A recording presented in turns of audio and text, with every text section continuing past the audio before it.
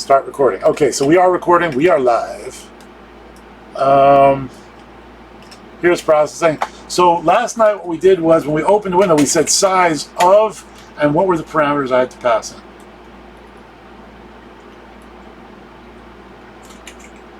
Size sets my window.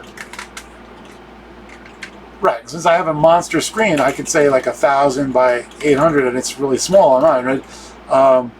Okay, so this is what we did, just two parameters. But if you want to also say how you're going to draw, use a different engine than the default, the third parameter is the name of the engine. Now, the name of the engine that we're going to use tonight is the 3D engine, which uses OpenGL.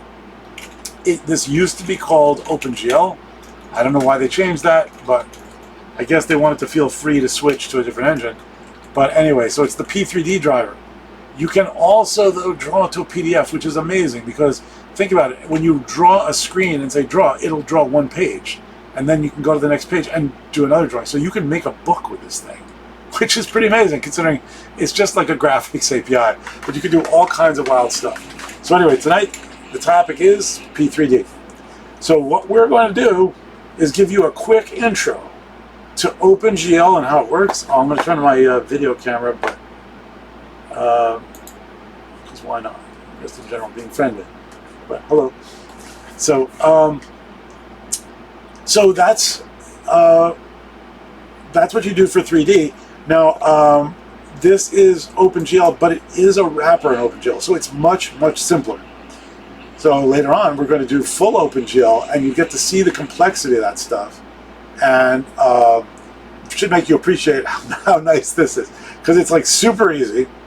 But it is slow, right? So they're making it easier for you, but there's a cost. And my Grill research, at least part of Grill, is trying to give you the same simplicity without the cost, and that's really hard. Okay, so what do we do first?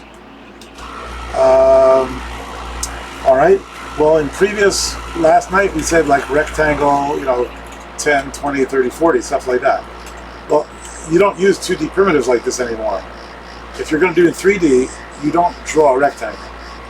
Let's see what it says, actually. I'm just curious. Does it work? I don't think so.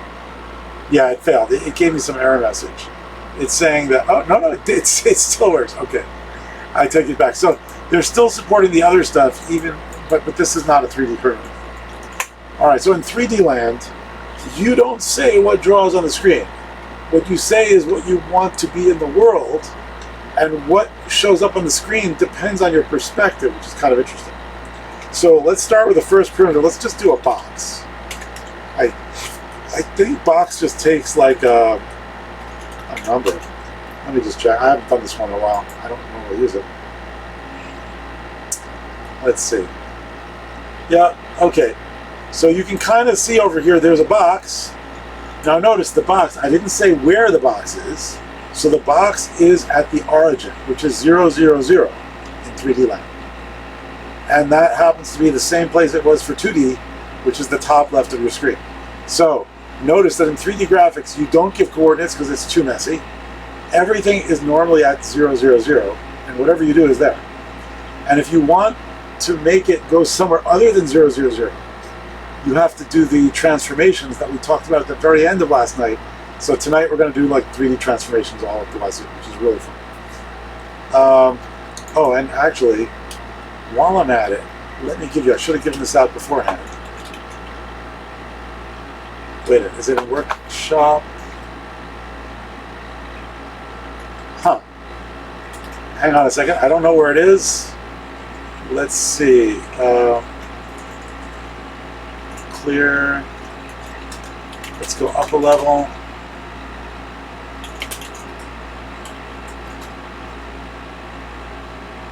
Nope, it's not there for sure. All right, I'm going to get you drive.google. What's the most recent shared directory I can... What the hell is it called? It's called OpenGL. I'm just going to give you a little Google Doc that I wrote with like a quick reference guide to OpenGL. Oh God, it's so slow. OpenGL processing Using OpenGL and processing. There we go. Okay.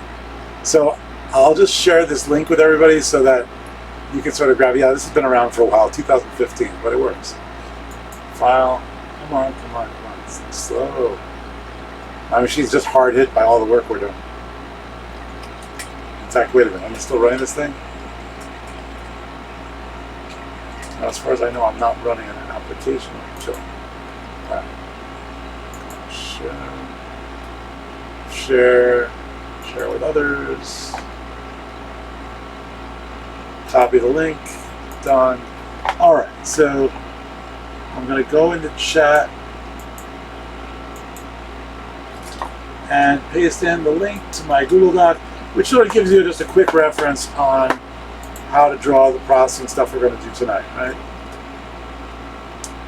So, for anybody who wants to race ahead, you're welcome. Here we go. So, oh, come on. Where are we? There we go. So there it is. So we just did a box, and let me run it again. Notice the box does not. The box doesn't show up as a complete box because it's on the top left corner. So if and you are seeing it kind of 3D-ish.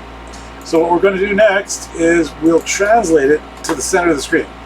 So it's the same thing as what we did yesterday with 2D translation. Translate means move in physics. So how would we translate this thing so it's at the middle of the screen? You want to move it over halfway to your screen and then halfway down. So what do we do?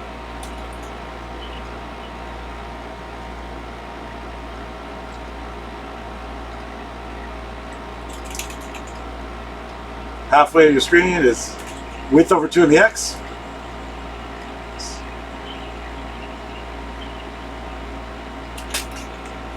Right, so width and height. Okay, but this time we got a depth, right? So now we got a third dimension going into and out of the screen. I'll just put 0 for the third dimension. Let's save that. And we're going to call this S05.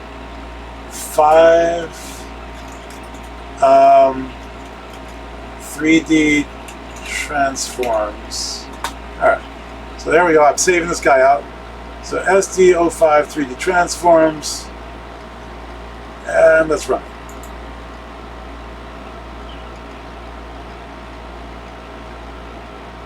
Okay, so is anybody dissatisfied with my box?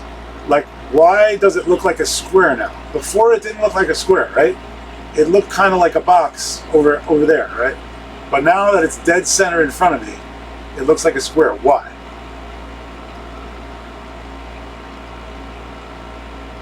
No, we were on a 2D screen before. Okay, yeah, my eye is right in front of that thing. So I can only see the front face of it.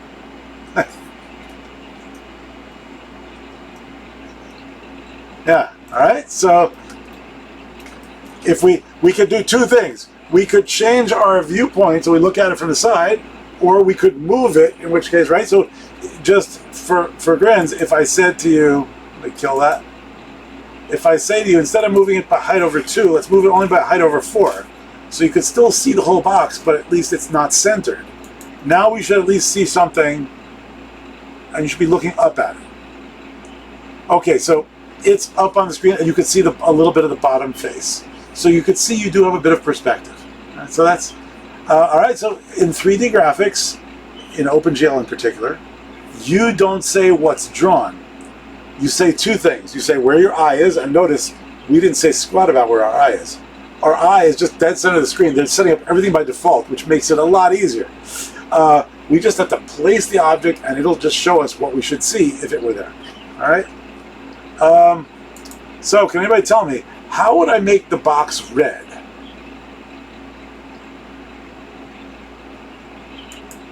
Right, okay, so fill is still the same API call. What you're saying is this is the color I want the faces, the solid color of the box. So 255.00, I think that's going to work. So even though that's not the call in OpenGL, they're making it the call. All right, there you see it. Now you can still see the black edges of the box, right? Because we never learned last time how to change the edge color. And that call is called stroke. So let's say if we wanted to have blue edges, it would be red, green, blue. So we have bright blue edges. Now we might not be able to see this too well because blue on red, it's going to look pretty black to me. I can sort of tell that that's blue instead of black, but since it's so thin, right, it's kind of hard to see. So everybody remember, how do you say the weight? How do you say the thickness of the line? It's stroke weight. So if I say I want 5 units, that means 5 dots by default. Let's see. So now you're going to get a thicker line. You'll see it better. There we go. All right. Oh, but notice, right?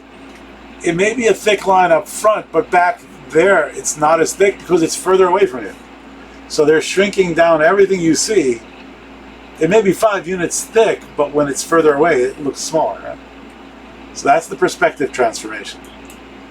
Now, when we do OpenGL, I have to collect some good slides because I don't have slides of my own. I'm not a slides guy, but I will collect some slides because what you need is to see like the full pipeline of what OpenGL does for you. So when we do OpenGL, we will go over that. But for tonight, we're looking at the wrapper, so we don't have to think about all that detail. We're just using it like a black box. All right, so go ahead.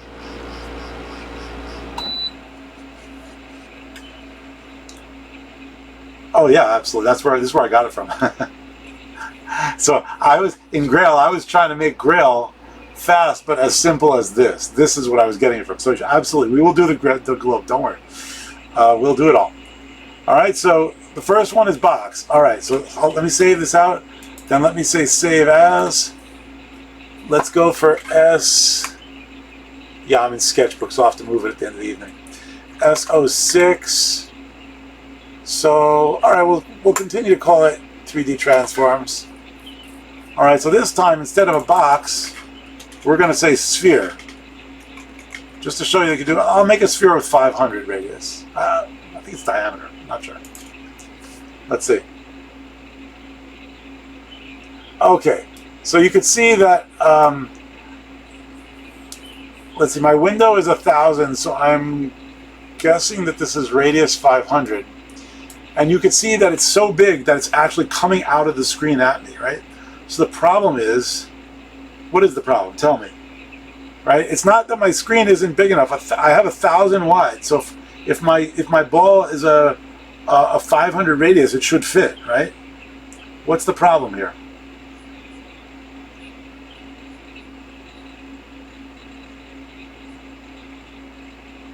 Well, I mean, 1,000 wide should be wide enough, right? Look, I could make it 1,000 high as well, right? So if this thing is a radius of 500, why aren't we seeing the whole ball? What's wrong?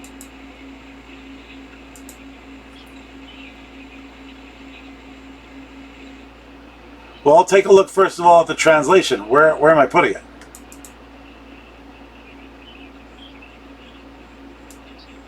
Okay, so what does this have to be?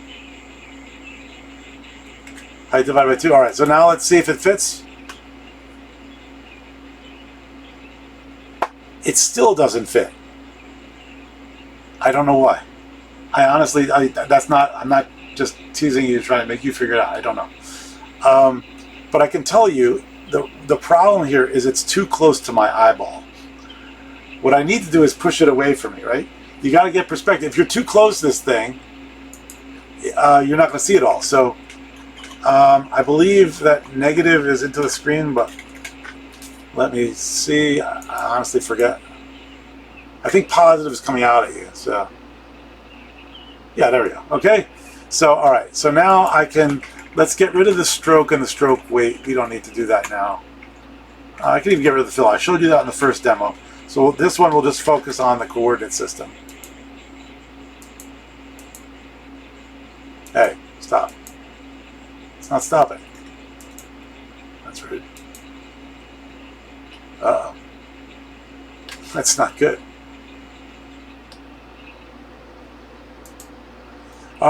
Finally. All right. So just FYI, when your machine's like really hard hit and it's like, having trouble killing something, particularly like on Linux, I can just go here, right? Oof. My machine's really, really, really hard hit. If I crash, and you'll know why. I'm coming back. I've got 32 gig of RAM. It's not my RAM. It's CPU. So I could say top, right? Okay, clearly simple screen recorder is taking at least one of my cores, just keeping up with writing a video of UHD all the time. Discord is taking 50%, so that's like basically the good part of 2 CPUs gone. That's why my machine is moaning and groaning all the time. X is taking 27%, and so X is the graphics system, and that's not just my program. That's also everything, right? So why on earth is Zoom taking 5%? Now that's obnoxious. I'm not in Zoom. Thank you, Zoom. So this is like a real interesting problem with multiprocessing, right? I mean, there are all these tasks running on your system, and so they're poorly written. A really bad one, for example, is Firefox. Firefox, even when I have an empty Firefox, I bring it up, I've noticed that it could take like 4% of my CPU at times. So this is what I would call a dysfunctional program that, they should do something about that, right? Okay, so just FYI, since I'm hard hit, here's Zoom. Oh, where the hell is it? Keeps jumping around, which I don't love. I just want to kill it. Zoom, there we go. 124728. That's Zoom. Okay. 124728. Kill 124728. Okay. So now at least Zoom should be gone. Alright. So just trying to like clear the decks a little bit. And Brave browser is also there. Yeah, so Brave, I'm not using Brave, and it's using 1% of my 1.7% of my CPU, which is obnoxious. Anyway, just FYI for all this stuff. Okay, so here we are. Where was I? We were running this thing, and I say run. There we go. We got our white little sphere. So you'll notice that a sphere is constructed out of lots of triangles. The 3D is an optical illusion. There's nothing 3D about this, right? Every triangle is being drawn on a 2D surface, but it looks like a sphere because you can kind of see how they're transformed. They're projecting it onto a 2D surface. But just FYI, before we draw the sphere, if I say no stroke, if I say don't draw the edges, then it's not going to look very 3D.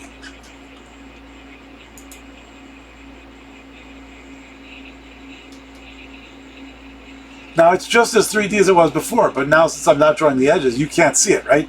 To you it looks like a featureless white circle, which is what it is, right? I mean, so never forget that, right? All the 3D stuff that they're doing, it's all an optical illusion, but, we're very good at interpreting 2D images as 3D if we see something that means something to us.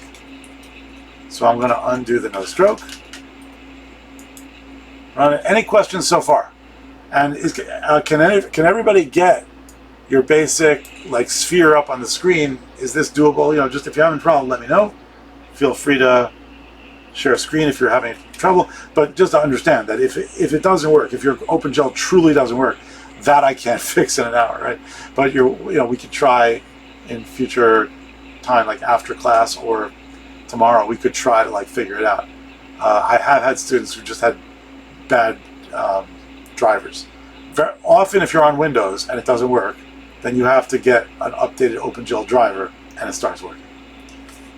All right. So, any questions on this so far? So now, let's see. What shall we do? We could shrink it and grow it. We could spin it. I think it's easier to shrink it and grow it. So let's do that first, but then we'll do it all. All right. So suppose I said scale. All right, now, what does scale mean?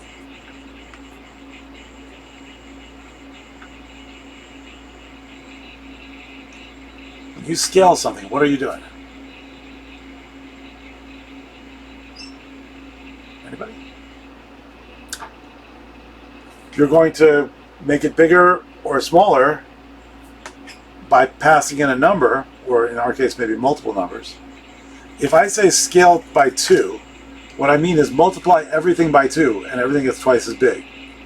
Now, since we already have it centered on the screen, that means that every distance away from that point is going to get twice as big. So it will appear like the ball gets twice as big, but it will also appear that the lines get twice as big. Everything's going to get twice as big.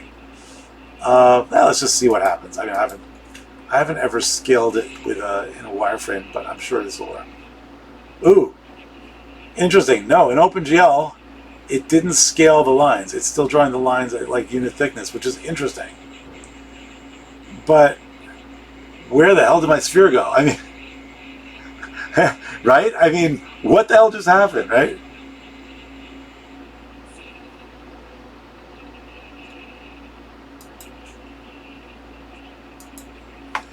Okay, so if we push it back, but now if we translate it backwards, though, I think the problem is now it's going to be shrunk again. So then we really won't be able to see. It looks the same, right? Because there's no difference. If you scale it up and then move it away, it's pretty much the same thing, right? So the bottom line is you won't be able to see when you scale something unless you have more than one thing. Does that make sense?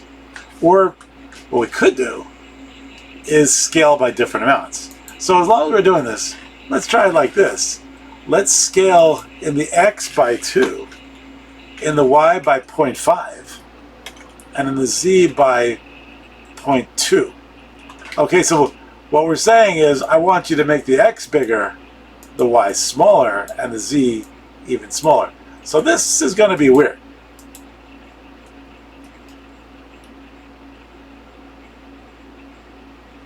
Okay, so now we have a squashed world. It's smaller in the y. So again, we have our coordinates as x this way. Y is positive downward, so its y is that way. And z is coming out of the board at you. So the flattest dimension is facing us. We can't see this yet. So we'll spin it around so we can see it, all right? So in order to spin it around, we need to make an angle A. Let's start that with 0. But now we have a fundamental problem.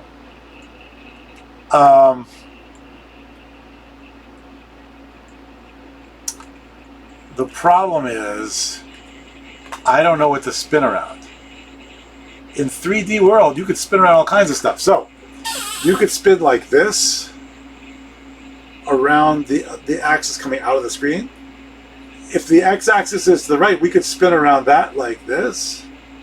If the y-axis is pointing down, we could spin around like that. So that's just the 3 ordinal coordinate axes. And then we could also spin around an arbitrary vector. So there are 4 function calls in processing to do this for you. It's really cool. So let's just start by saying rotate around the y-axis, which is kind of like, you know, we're going to spin like this. We want to see this planet spinning. Rotate y by A. So notice, you always rotate first, and then you draw the thing. If you rotate after, it doesn't do anything, right? The drawing always draws in the, oh, we lost somebody. The drawing always rotates based on, sorry, it always it does the drawing, whatever it draws, based on the current state of that transformation. So all the things you do, and then you draw. Okay, so now what we have to do is rotate by A, and then A plus equals 0.01. Okay, so there's only one problem. This thing is going to leave a trail, but let's just see it because it's going to look really funny, and then we'll fix it.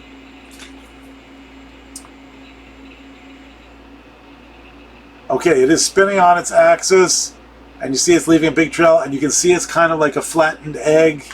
It really is working, but the trail is kind of ugly. All right, so how do we fix this problem? I do like the moire patterns, though. That's pretty cool. How do we fix this?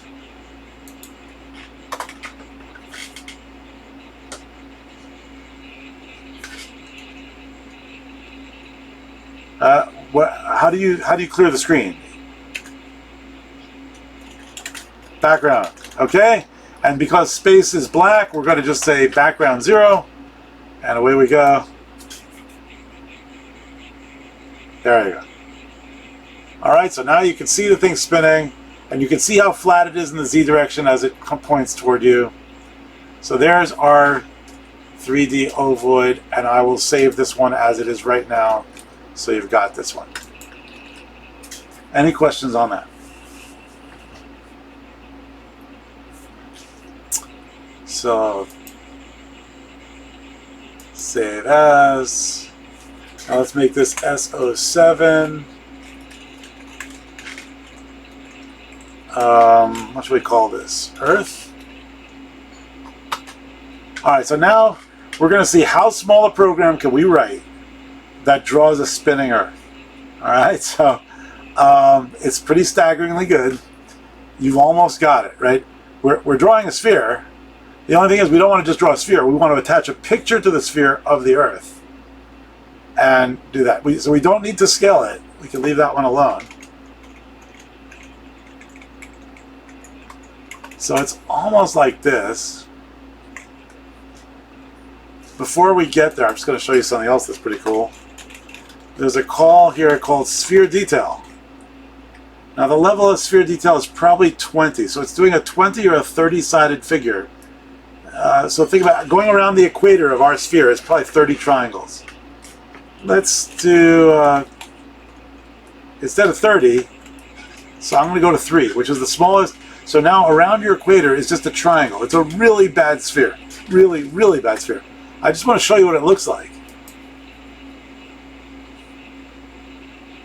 Okay, so that thing is a really poor approximation to a sphere. But it's faster because you have fewer facets, right? So every sphere is an approximation. There's no such thing as a sphere on a computer. It just draws a bunch of polygons and it draws them very, very fast. Your OpenGL, your graphics card can draw these things incredibly fast, billions a second. So everything's composed of triangles, and we'll do more of that stuff later. So I think that, we just had sphere detail of 30 before, something like that. Yeah, something on that order.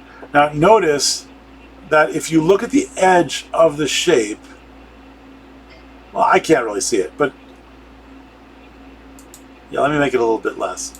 Let's go for 10, right? If I go for 10, you will notice if you look carefully that it's not a perfect sphere. Right? Yeah, here you can see it, right? You can see the flattening on the edge. So if you look really carefully at some movies, like the early Star Wars stuff, you can see that, like the OpenGL stuff, that wasn't quite perfect, right? Of course, the further they go, the better it gets, because they get better and better computers, they want to do a good job, so they do more and more. But the point is, everything is a polygon approximation, right? Everything you see in the movies, it's all this. Now, however, it is not necessarily using OpenGL anymore. That was like 30 years ago with Star Wars, or 40 years ago with Star Wars. Now, they may be using ray tracing. Right? In fact, they are using ray tracing. So they can do even better. But the point is, everything you're looking at is a polygon approximation. All right? So I'm going to leave this one commented out just so you've got it for your future arsenal if you want to look at it that way. And just realize that the trade-off is the more facets you have, the slower your code is. But the nicer it looks. Okay, so now we need to grab you. If you want to do a spinning Earth, we need to find a picture of the Earth. So here's what you do. You go online. And we want to look for something very specific. What's it called? It's called cylindrical projection solar system. So what we want is a rectangular map. Okay, here's Jupiter.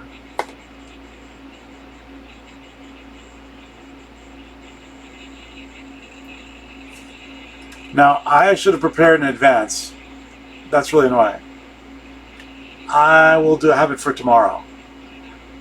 I have got online a collection of some of the best cylindrical projections from all over that you can use. But I can certainly give you, planetary.org has good stuff. But yeah, this is annoying because they don't have a great collection. Yeah, this is irritating. I just want a big list. Let's see if I can get it for you. No. It's on the Stevens. Where did I put it? All right, I'll find it later. It's good enough for now. So, all right, how about this? I'll search for cylindrical projection Earth.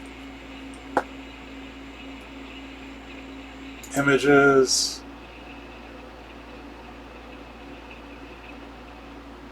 Yeah, we're getting a lot of maps. It's not the worst thing in the world.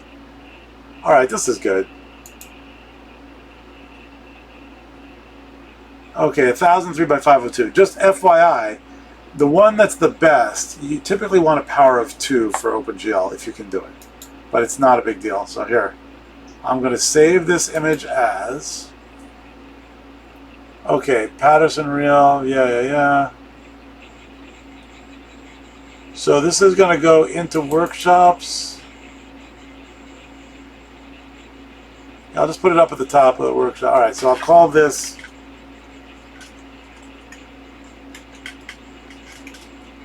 Why is it planning? I'll just call this earth.jpg and save it out. All right, so I know where it is now. We're going to go back into the program. All right, let's close that out, actually. So I'll have to look at it. All right, so here you are. So the first thing you do, if you remember, is I save this. We're SO7 Earth. I go to Sketch, Add File. I have to add the file you got from downloaded from the internet. So feel free if you grab a Jupyter or a Saturn, no problem. All right, what we need to do is go into wherever our directory is, and it's home, sketch, no, wait, sorry. It's home Git. I put it in Git. C workshops, and there it is, earth.jpg. Okay, so I just added that to my app. So now that automatically puts it in the data directory. I don't have to worry about where I am. Like, processing takes care of all the stupid details for me. All right, so now we need to load the image. So it's load image of, and it's just called earth.jpg. So load image is going to return a p image. So I can just declare that here. I can call it image equals. So this, just think of it, it comes back as an image, and they know how to handle it in processing. But what we want to do is attach it to a sphere. And we don't, that's a slow operation, so we don't want to do it every time. So what we need to do is create something called a P shape. Now I can call that Earth.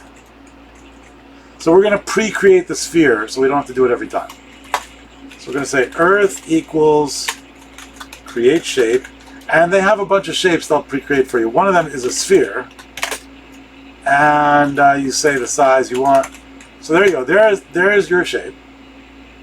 And now you load the image, and then you say earth.set texture to the image. So basically you create the sphere, you load the picture, and you wrap the picture on the sphere. Now, by the way, if you do a picture of yourself, it will work.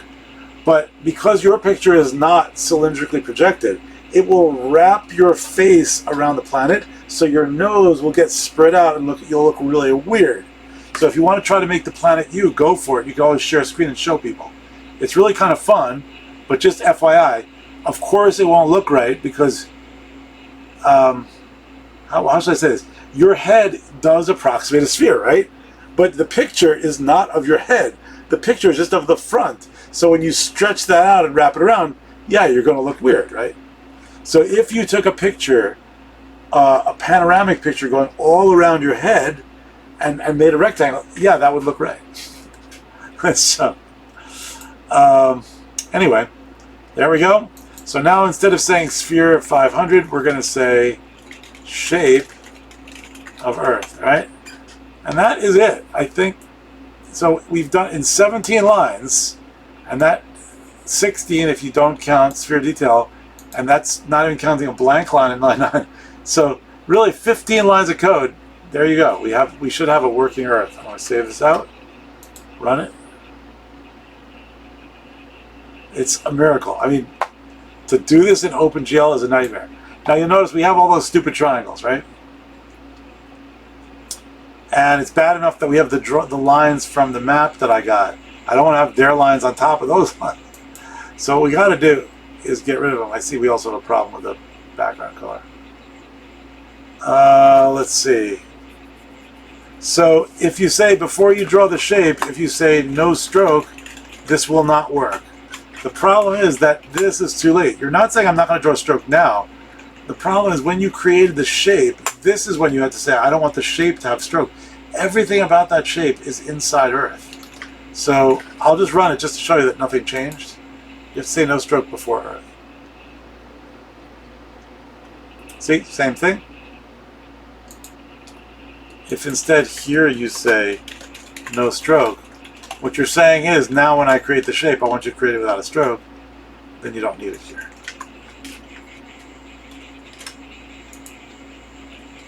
Alright, so we're up at a whopping 16 lines of code, and there you go. Any questions?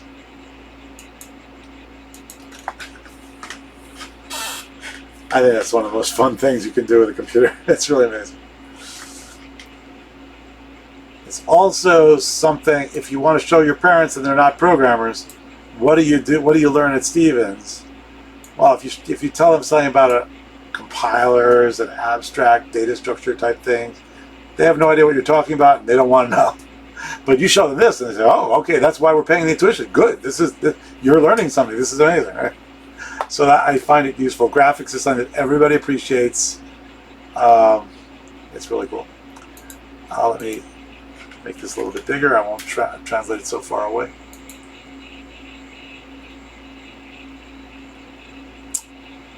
Okay. Now I'm seeing a little bit of, there's like little mistakes here. I think my machine is pretty hard hit. And oh boy. Yeah, I appear to be missing a piece of the pie. Okay, so this map is not really done properly to scale. We need a better map. Anyway. Okay, so I mean, if I get you the good maps, you could definitely do it. But if we look online, this one, something from the Planetary Society, this will work. I don't love that they labeled it, but oh well. The Great Red Spot. Save image as. I'll just call this Jupiter.jpg. Close it. Alright, so if we wanted to do it again, we just go here, add file.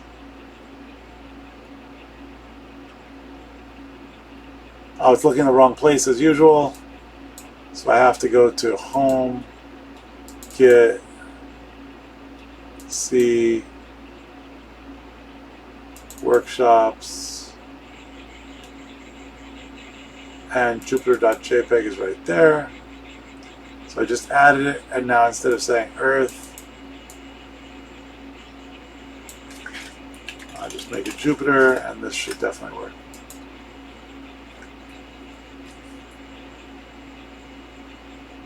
That's better.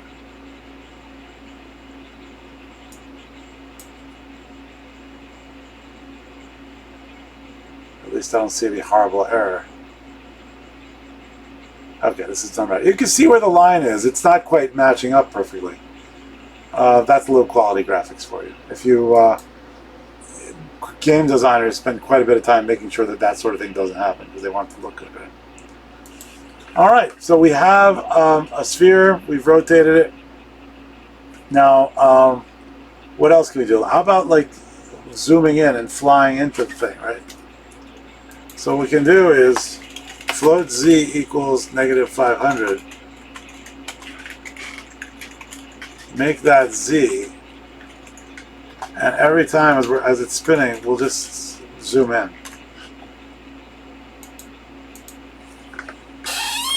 So we're going to fly straight at Jupiter.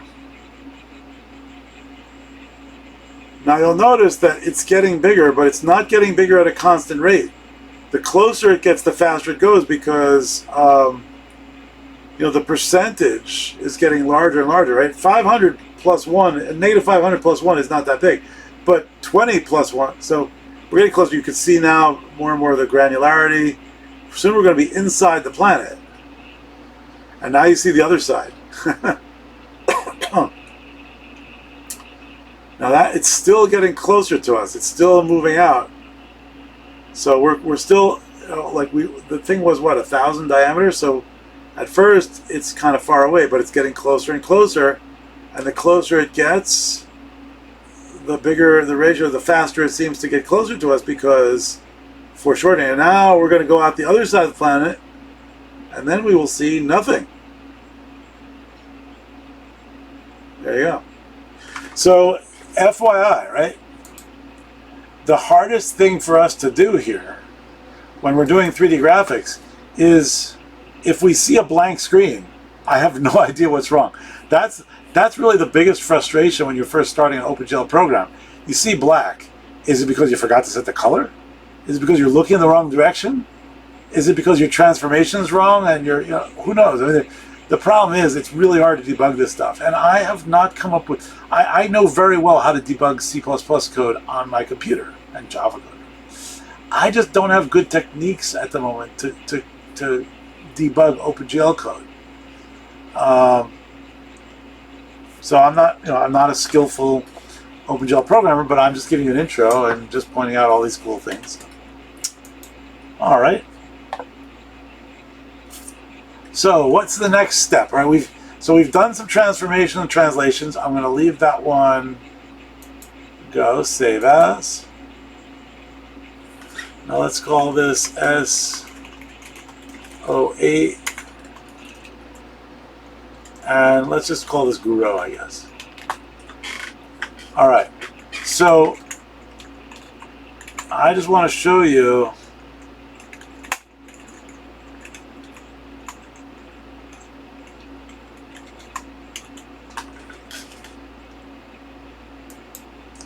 all right, a Guru triangle. This is something on a very fundamental level. You can not just draw a triangle in one color. You can draw it in interpolated color. So you could set the color of each corner, and it linearly interpolates across the edge. So in other words, if this, let's see, I'll make that bigger if I can. No, that's not going to do it. Yeah, that sort of does it.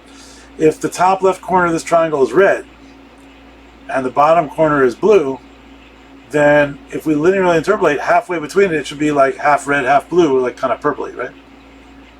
And if the top right is green, halfway between red and green is kind of yellow. So there you go, right? So it's not dark yellow, admittedly. So this is called Guru shading, named after Henry Guru, who did this for his PhD thesis in 1979. So imagine this thing, which I could do in like 2 minutes with any high school student, was the PhD thesis for a guy in 1970. But of course, back then nobody had done it before. So it's really pretty cool. So I'll just grab this.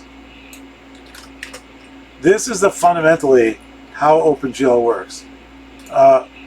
It's not called this in OpenGL, of course, but we're saying I want the color to be red, and then I want to specify a vertex. So we're saying 100, 100, okay? I want the color to be green, and 500, 100, and I want the color to be blue, and 300, 500, end shape. So you'll notice it's all wrapped in begin shape, end shape. So we've just defined a polygon. That's basically what they're doing with the sphere, only they're doing a lot of it, right? Now they can do it, of course, with a picture too. So instead of saying what every dot is in terms of a function, they can just map it to a picture. That's called a texture. But anyways, this is Guru shading, and let's just see, go. I think this will work. There it is. All right, so there's Guru shading triangle. Now let's transform this. Let's do it better, right? Let's do it zero-based, and make the center of the screen. So we'll do translate width over 2, height over 2, and 0. Let's scale by 1 and and negative 1. So we flip it right side up. Okay, so now y is positive upward. Now let's just draw a triangle in 3D. Okay, so let's see. If I said 0, 0, that's going to be the middle of the screen now. Let's see. Let's do it pointing up like this. Can anybody, if 0, 0 is dead center of the screen, can you come up with a triangle where the two corners are bottom, left, and right, and the top one is the center up high?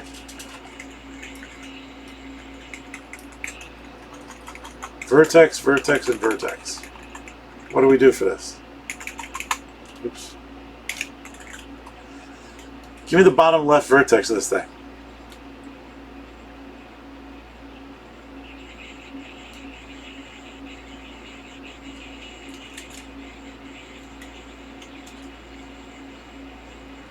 All right, wait a minute.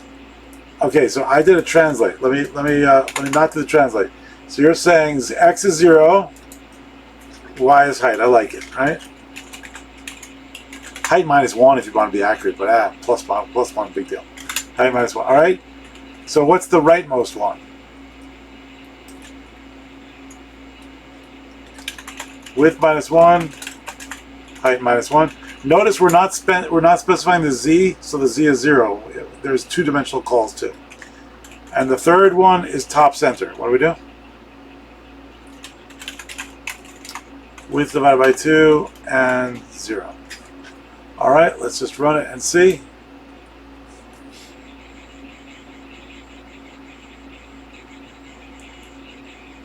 Ooh, it's not right. Okay, wait a minute. We forgot. I scaled it. All right, I better untransform. Okay, let's stop that. Then you're right. There you go. Nice and big. Okay, so bottom left is red. Top center is blue. Bottom right is green, pointing up. Okay, but now suppose I want dead center of this thing to be 0, 0. So that means I want this to be height over 2, negative height over 2, right? I want it to be centered on 0. So I'm going to translate by those. I'm going to scale so it's positive is up. And now instead of doing this, this is going to be height over 2. Oh, wait a minute. No. That was the bottom left one. Sorry. So this would be negative width over 2. And if it's at the bottom, it would be negative height over 2. So that's the bottom left. And bottom right would be positive width over 2 and negative height over 2. And the third one would be 0, because the middle of the screen is 0. And this would be height over 2. So we just transformed our coordinates, and now I hope this is right. There we go. Same thing. Okay. So what's the advantage of using transforms instead of you did it right. It worked. But see here, since 0, 0 is the middle, if I scale it, it will scale equally going out like this, right? Whereas before, if that's 0, 0. Then if I scale this guy by 2, it's going to move over there because it's going to get twice as far away. So you have to remember that when you scale things, they don't just get bigger. Every coordinate changes, so they move too. There's some really interesting stuff going on.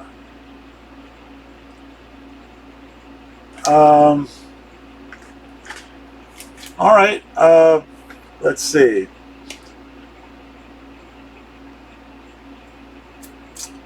So now that we have the transformation going, let's do the rotation. Float A equals 0. Let's rotate different ways. How would we spin it like this? Tumbling over and over like this.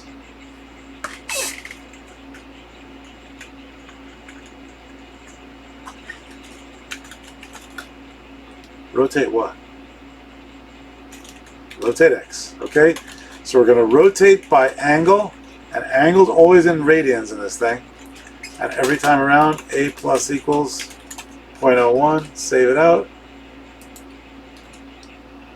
make sure this thing works.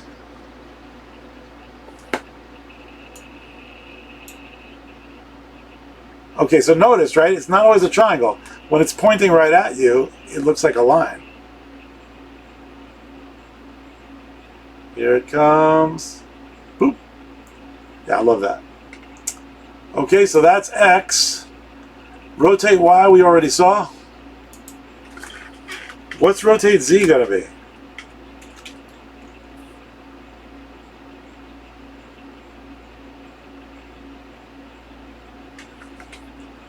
Right, so it'll be spinning like this or like this. Now the question is which way.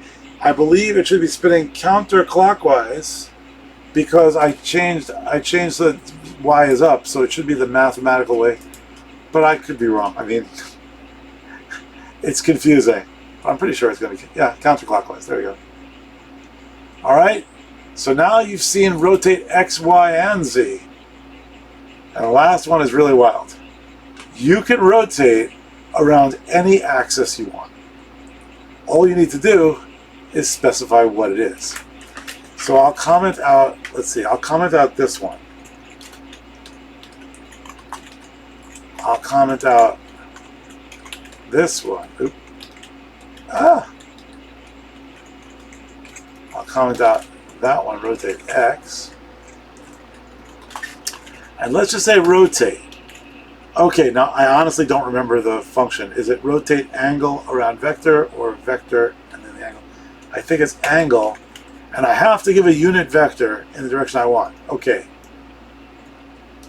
Let me just take a wild ass guess here. Let me say it's 1, 1, 1. All right, so 1, 1, 1 would be 1 to the right, 1 up, and 1 out of the screen. So in other words, it's pointing over my right shoulder like that. And you're saying spin around that thing. And I don't think it matters that's not a unit vector, but I'm not sure of that. But anyway, you're going to see the motion is a little odd, right? Because it's spinning.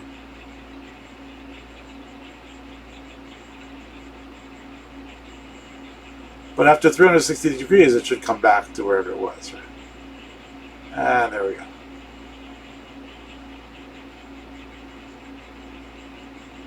Okay. So there's rotation for you. Now, this stuff that we've just done tonight, this is very important kind of like fundamentals if you want to do any kind of graphics, but also if you want to do 3D modeling, right? We're going to do OpenSCAD, and we're going to do the same exact stuff. Only now we're dealing with solid models, and we're making like 3D objects, right? Like this thing. All my little toys that I've made out of it. So when I define these guys in OpenSCAD, I'm doing the same thing you do in OpenGL, except I'm defining a solid, and then Matthew could actually lead you guys to print this thing out and make an actual one, right? That's what's so much fun. So that's just one thing. Now, of course, we're also going to have an opportunity, we'll have another session on OpenGL where you get to see this stuff down and dirty, what's really going on. I warn you, it's ugly, but it's also really interesting and cool, and a lot faster. So, the stuff we've done tonight is like sort of like the basic core, sort of like the black box. This is how OpenGL works, but not what's really going on under the hood. And later on, I'm going to show you the ugly stuff, what's really going on under the hood, and we'll use this same 3D stuff to do 3D modeling, which is also fun. So, any questions? 7:56. Got a couple more minutes left. Let's see. Let me just look at my notes here and see what else we didn't do tonight. Okay, so we did a spinning globe. We did Guru shading. Okay, I didn't cover it, but there's all these different primitives you can do. So if you look here on the notes, you could draw like a rectangle. You could draw just the points. You could draw lines. You can draw connected lines, like, you know, kind of connect the dots sort of thing. You can draw a closed shape so it actually reconnects back to the beginning. You can draw multiple triangles that are separate, or multiple triangles in a strip that form a surface together, or triangles in a fan, so there's a common point and all the triangles are connected around that point. All these things have uses, and they're still supported in OpenGL. So All these things are exposing underlying API calls in OpenGL that we'll talk about in a future workshop. The 3D transformations we did, okay, you can see, the translate and rotate and scale. I've got these things for you. The interesting thing is that they're not order independent, or shall we say they're order dependent, right? So if you first rotate and then translate, this is what happens, right? Your yellow box is the original one, and the red box is what happens after the operation. So if you rotate it first and then translate it, when you rotate, now X is pointing that way. So when you translate in the X, you're moving that way. So translate by 200, 0 is not the same thing all the time, right? It depends on what your transformations are. So in this case, you rotated by 45 degrees and translation meant go that way. But if you first translate and then rotate, notice the difference. So first you move it out to here, so the red box is off to the right, and then you rotate it by 45 degrees, so now it's rotated. So notice those two operations are different. Same thing. All right. So the last thing I'm going to do tonight is, this is the classic thing that everybody wants to do, that I would encourage anyone to do if you love this. If you like this as much as me, what you want to do is get yourself some pictures and make a solar system, right? That's what I want to do. That's the first thing I try to do as soon as I learn this stuff. So the problem is that if you translate and rotate, or rotate and translate, right? Notice how as I take the yellow square, a cube, and move it over here, if I rotate it and translate it, it's turning as well. Now this is great if what you're trying to do is the moon, because the moon is always facing the Earth the same side, right? So the moon is rotating in lockstep with its orbit. But that's not true of the Earth, right?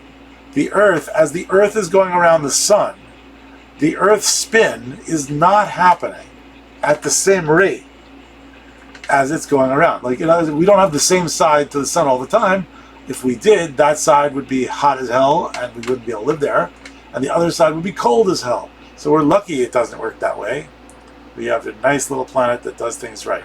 So this is, if you wanted to like not rotate, this is how you do it, or at least one way. You rotate by an angle. You translate it so that it's wherever you want to go. So in other words, if the angle is 0, you get here. If the angle is 45, you get here. If the angle is 90, you get here. So you're going around translating, right? And then you unrotate to get it back. So now you have the Earth, or your cube here, at a constant rotation. And now you could apply the rotation due to the spin of the Earth, independent of where it is. All right? So if you're trying to do the solar system, you want the spinny thing, the rotation on the axis, to be separate from the rotation around the sun. You want those two to be on different scales. So in other words, I'm not going to give you the solution for now. I'll let you do that if you're interested, and we can go over this tomorrow in the next session. Anybody wants to write this. I think that will be a nice thing to do, slaying hands-on. But I'll just write you like a little summary. I would call this the orbital angle of the Earth. So if I'm going around the sun, I would rotate to that orbital angle. I would translate by the distance that we are from the sun. And then I would unrotate by the orbit angle. And then I would rotate, well, I'm not even going to say which, you got to think about which axis we're talking about. Yeah, rotate, maybe this is not Z, maybe this is Y. So I'm just going to, let's just not say this yet, we'll do this tomorrow. But you're going to rotate around the plane of the sun to put the Earth where it wants to be around the sun. And then you want to tilt your axis by 23.5 degrees so that your Earth is not pointed straight up and down. So we will rotate that way, and we'll say 23.5 degrees, but we have to convert to radians. We'll do that tomorrow. And then you want to rotate by the rotation angle of the Earth.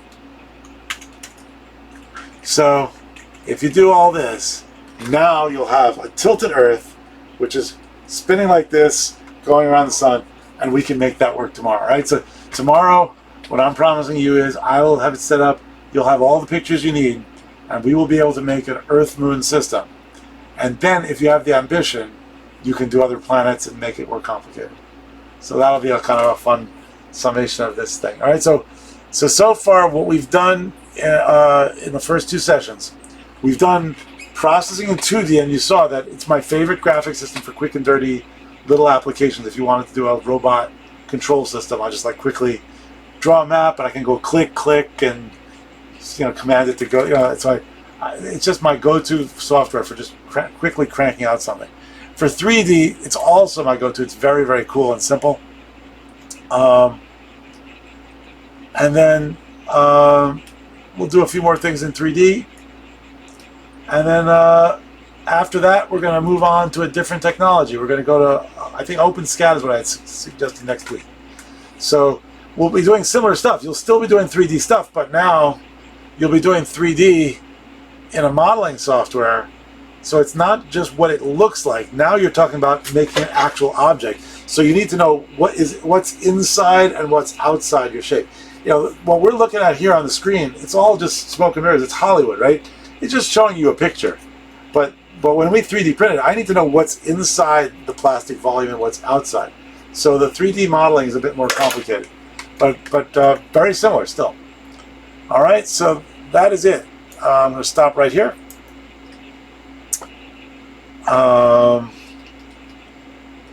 Any questions? And then I'll stop recording, and I'll sit here and help if anybody wants to do something. And tomorrow we'll really do hands-on stuff for real with anybody who wants to. Save. Okay.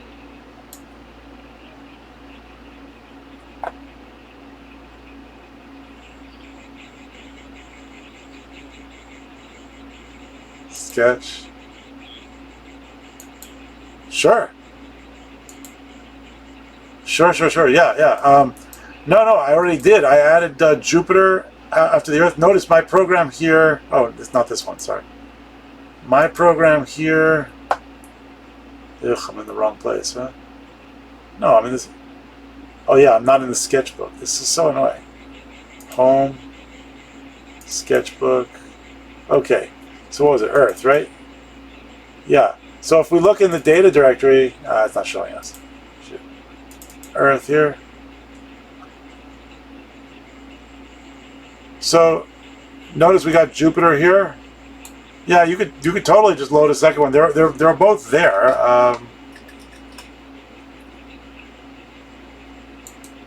Why am I? Oh, I see. It's just not. There we go.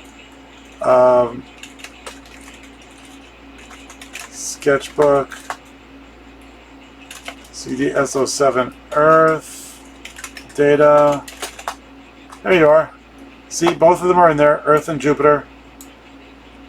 Yeah, it's awesome. It's so easy. It's just unbelievable. The hardest thing, what no student has ever done, and I've never got around to it either because it's a pain. Saturn is the pain, right? Because it's not a sphere, right? So for Saturn to do the rings of Saturn, you got to take a snippet of the ring and kind of paste it around in a circle. It's work, but it's totally doable. It's amazing, right? But to just do Earth, Moon, Mars, Jupiter, no problem. Not a problem at all. All right? But you have to, the one thing we haven't covered is the idea that if you transform your coordinate system so you're drawing the Earth, then you can't draw Jupiter there because then Jupiter will draw on top of the Earth. So what you have to be able to do is say go back, reset to the base transform, apply different transforms for different objects. So that's what we're going to do tomorrow, right? We'll go over how you keep the transformations separate from each other. Right? But if you want to look it up, it's just called push matrix, pop matrix. So basically, you could say, okay, put the Earth over here, put Jupiter over there.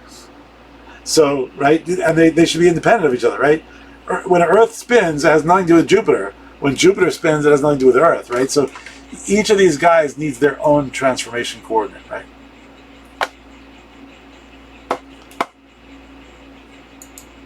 Hey Ellie, nice to see you. Any questions? And Joris, any questions? I hope you're liking this. Hello. No problem. My pleasure. Just trying to give everyone a good time, you know? I think this stuff is so cool. This is like the most fun part of computing for me, right? I knew I was successful with this stuff when I had 7th and 8th graders who were kind of bad at math, but in a STEM program. And I said, well, if you want to do this stuff, you gotta learn some trig, unfortunately. So you need some math. And I had a kid not good at math say, I want to learn some trig. And I was like, why didn't you tell your math teacher that one? That'll make their day. Sure. So I think it's good for giving people motivation because they're like, hey, it's not just like, oh, I have to learn trig. They're like, no, I want to learn trig so I can do this cool thing, right? So I think it's great for providing motivation in school, in middle school, for making people want to learn some more math. Anyway, all right, I'm going to freeze the recording. We don't need to do that anymore.